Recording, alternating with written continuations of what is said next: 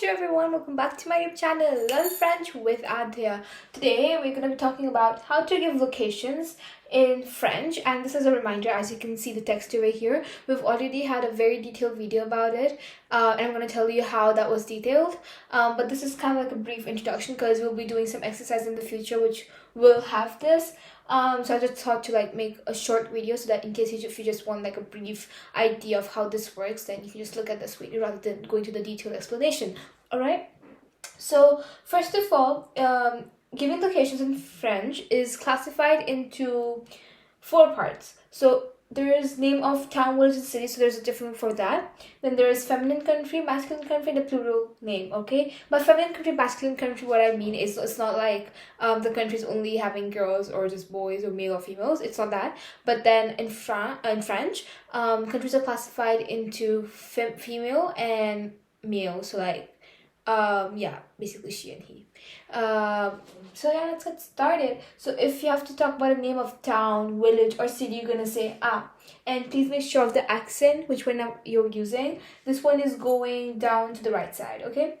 For example, c'était à Rio de Janeiro. It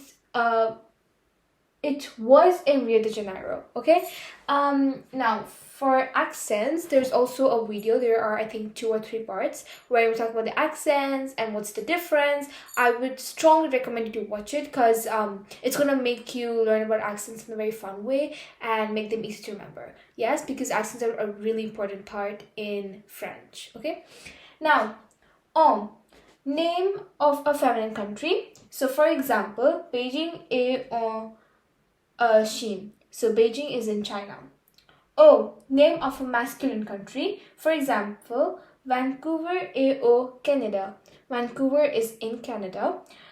The pronunciation of this O and this O is entirely same, as you must have remembered me telling you in the previous videos recently, that if you add an S at the end of the word, the pronunciation will still remain the same. And the same thing applies when you have X in this case. So X and S both are used for plural in French. S is more common, but yeah, we do use X as well. Yeah, so now if you have O, it's used for countries with a plural name like United Arab Emirates or United States of America. Yeah, for example, Salt Lake City est aux États-Unis.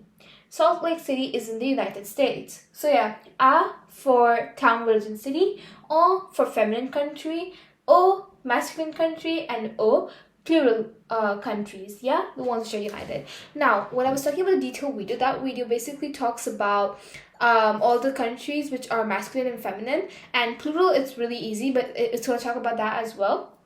For town, village, and city, that really doesn't mean much because you know what's town, village, and city. But the main part is these 2 because that's what confuses most people, and did confuse me in the beginning as well. But that video is going to make it easy for you. So make sure to watch that. And yeah, that's enough for this video. See you guys next time. Do not forget to subscribe to my channel, like this video, share it with everyone, and comment down below in the comment box. Bye bye.